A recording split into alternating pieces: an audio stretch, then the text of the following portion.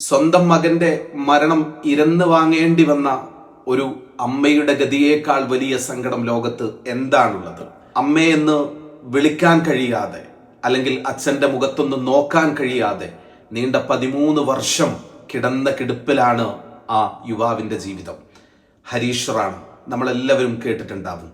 ഛത്തീസ്ഗഡിൽ 2013 തൻ്റെ ഹോസ്റ്റലിലെ ബിൽഡിങ്ങിന്റെ മുകളിൽ നിന്ന് താഴോട്ട് വീങ്ങുമ്പോൾ നഷ്ടമായത് ആ കുട്ടിയുടെ സ്വപ്നം മാത്രമല്ല, കൂടെ ആ കുടുംബത്തിന്റെ ഒന്നടങ്കമുള്ള പ്രതീക്ഷകളുമായിരുന്നു. മണിക്കൂറുകൾ കടന്നുപോയി, ദിവസങ്ങൾ കടന്നുപോയി, മാസങ്ങൾ, വർഷങ്ങൾ, അങ്ങനെ നീണ്ട 13 വർഷം ആ ഇരുളടക്കപ്പെട്ട മുറിക്കുള്ളില് 4 ചുമരുകൾക്കുള്ളിൽ വെന്റിലേറ്ററിന്റെ സഹായത്തോടെ, കുറെ പൈപ്പുകളുടെയും മരുന്നുകളുടെയും ടാബ്ലറ്റുകളുടെയും ഒക്കെ സഹായത്തോടെ ആ കുട്ടിയെ ആ പാവപ്പെട്ട അച്ഛനും അമ്മയും നീണ്ട 13 വർഷം ചികിത്സിക്കുകയായിരുന്നു. അവർക്കുള്ളതെല്ലാം, സമ്പാദ്യങ്ങളെല്ലാം ആ മകന് വേണ്ടി അവർ വിറ്റു ചികിത്സിച്ചു. എന്നിട്ടും ആ ചികിത്സ മാത്രം ബാക്കിയായില്ല.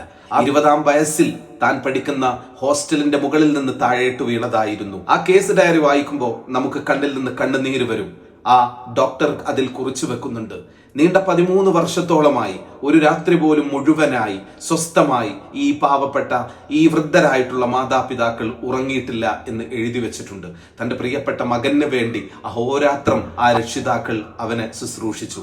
അവസാനം നിയമത്തിന്റെ മുമ്പിൽ ആ അച്ഛൻ കൈകൂപ്പി നിൽക്കുകയാണ്. ആ വൃദ്ധനായിട്ടുള്ള അച്ഛൻ കോടതിയിൽ പറയുന്ന ഒരു വാക്കുണ്ട്, എന്റെ മകനെ കൊല്ലാൻ ഒരിക്കലും ഞങ്ങൾ ആവശ്യപ്പെടുന്നില്ല, പക്ഷേ അവൻ അനുഭവിക്കുന്ന നരകയാതനയിൽ നിന്ന് അവനൊരു മുക്തി വേണം എന്ന് മാത്രമാണ് ആഗ്രഹിക്കുന്നത്. കാരണം ഇത് കണ്ടു നിൽക്കാൻ കഴിയാത്ത അവസ്ഥയാണ് എന്ന്.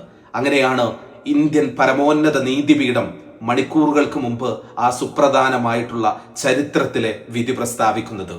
ആ കുട്ടിയുടെ ജീവൻ നിലനിർത്തുന്ന എല്ലാ യന്ത്രങ്ങളും, എല്ലാ പൈപ്പുകളും സാമഗ്രികളും എല്ലാം ദേഹത്തിൽ നിന്നും എടുത്തു മാറ്റാൻ ചരിത്ര പ്രധാനമായിട്ടുള്ള വിധി വന്നു.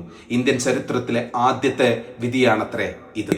പരമോന്നത നീതിപീഠം സുപ്രീം കോർട്ട് ഓഫ് ഇന്ത്യ അതിൽ പറയുന്ന ഒരു കാര്യമുണ്ട്.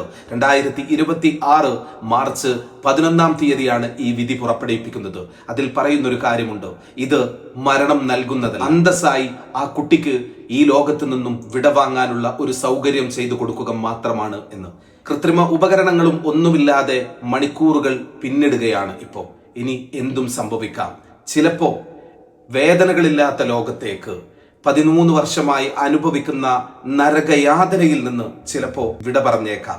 എന്നിരുന്നാലും ആ മാതാപിതാക്കൾ അനുഭവിച്ച കഷ്ടത, അവർ നോക്കിയ ആ ത്യാഗം, അത് ചിലപ്പോ നമ്മളെപ്പോലത്തെ മാതാപിതാക്കൾക്ക് ചിലപ്പോ ഇന്നത്തെ കാലത്ത് ചെയ്യാൻ കഴിഞ്ഞു എന്ന് വരില്ല.